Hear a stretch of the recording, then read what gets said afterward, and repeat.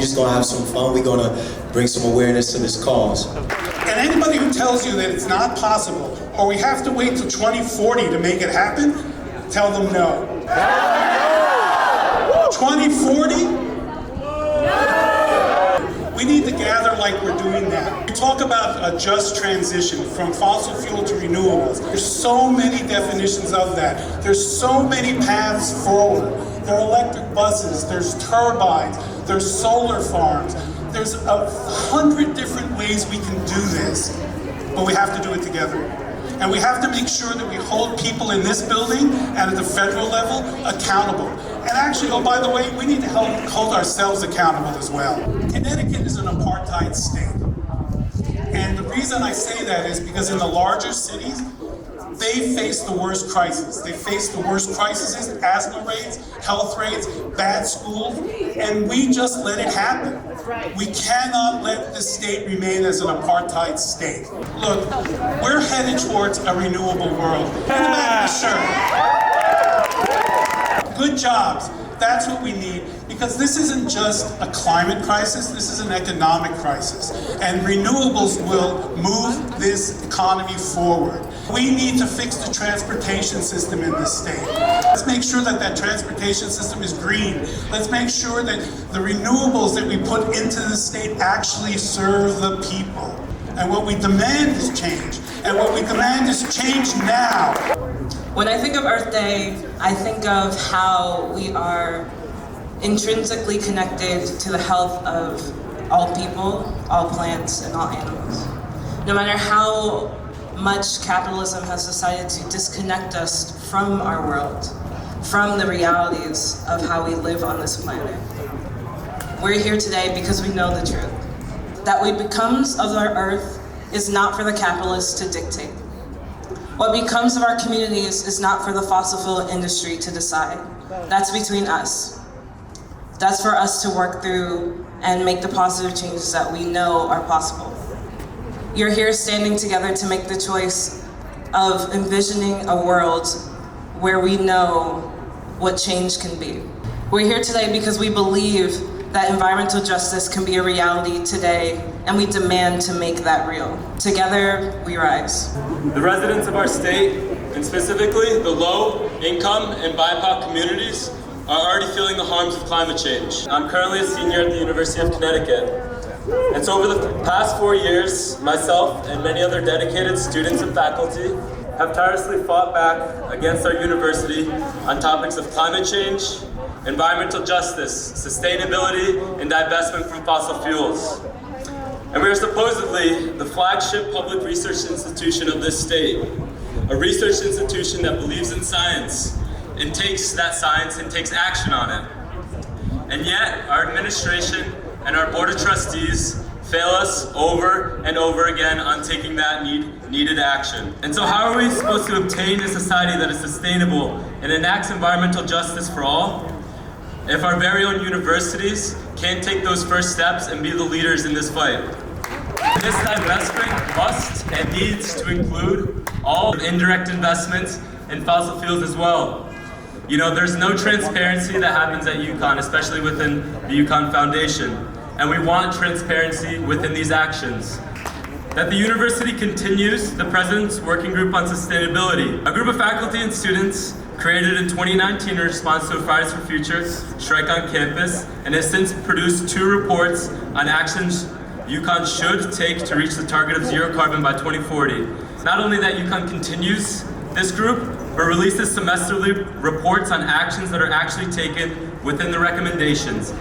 We want action, not just, working groups, we want action. And finally, that UConn adds an additional undergraduate and graduate student seat on the Board of Trustees, the governing body of UConn, as students represent the primary stakeholders in this institution and make over 50% of the school's revenue, and yet we have so little say in the decision making. One of UConn's very own board members is an executive on Travelers, an insurance company that has made billions of dollars off fossil fuel investments and continuously does so.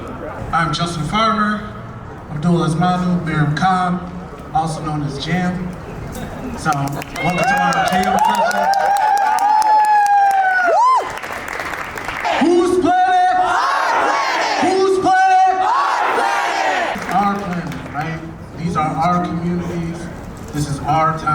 in my community now, I'm fighting, right, to preserve 102 acres to be a state park.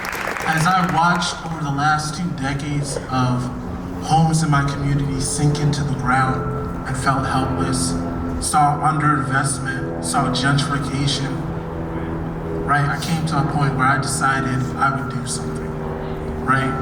And so as an activist, I was like, I don't know how I feel about politics, but I came into it, right? And in the last 4 years, I've been able to get, right, money for 100 homes to protect them from sinking into the ground, working on getting this state park to deal with the asthma and allow people to come together in restorative practice, right?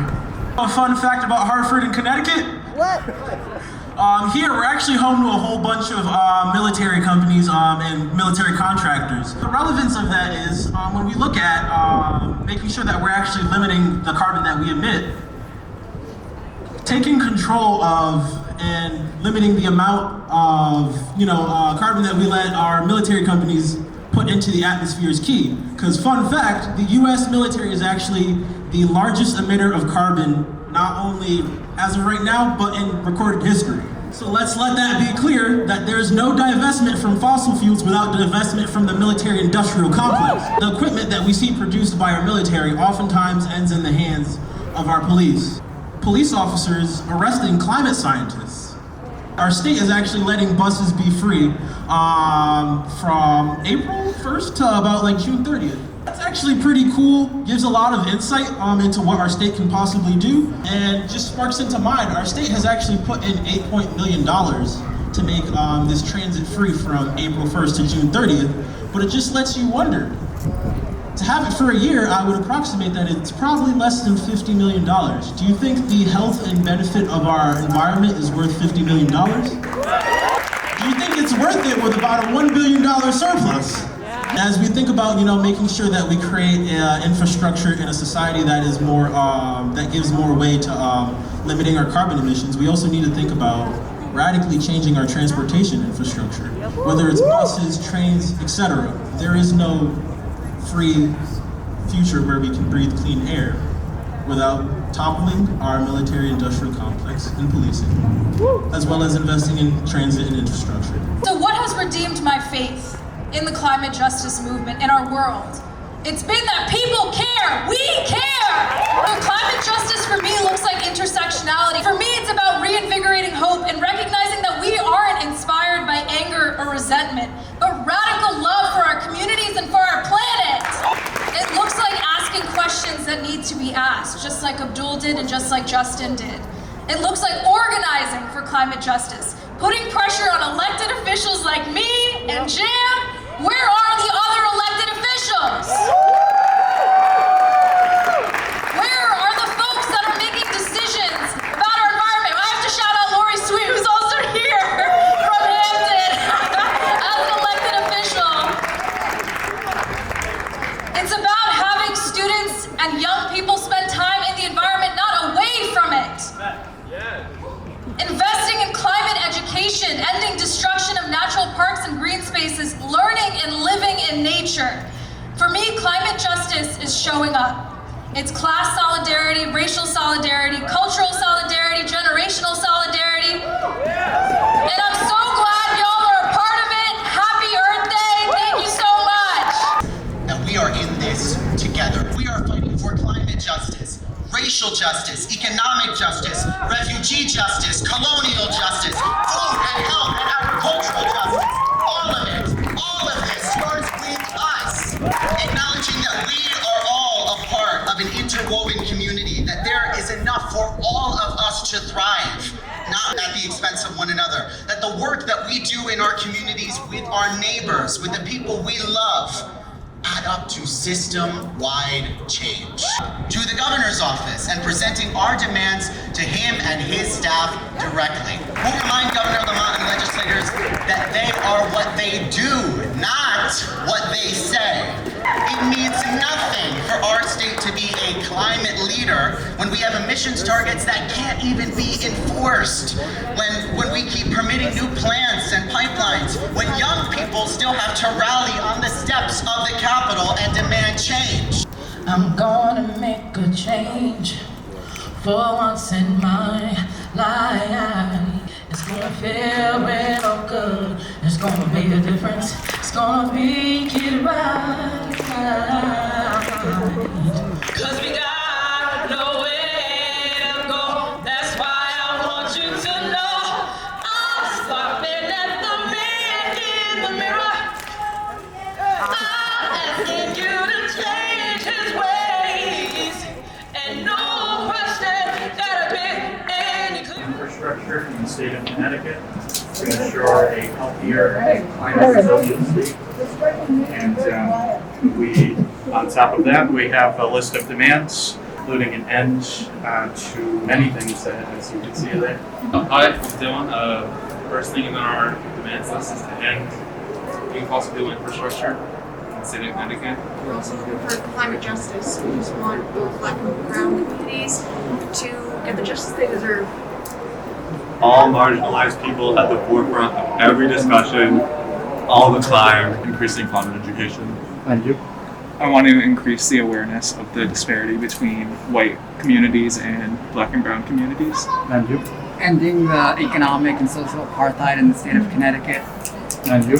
Focusing on investing in green transit and building walkable, transit-oriented communities. Voting for love of nature over love of money. Abolishing Eversource. Acknowledging that our systems of oppression have set the conditions for climate change. Major increase in climate education. Black people in Connecticut have the right to not to breathe polluted air. Acknowledging that the actions that the governor and this legislature take don't just impact climate, they impact an entire generation's ability to know that the democratic process works for them. Centering Indigenous communities and climate justice. Excellent. Protecting the frontline communities. Making public transit more accessible and have better routes, more lines, and more running buses. Understanding that environmental justice is intersectional and includes racial justice, economic justice, indigenous justice.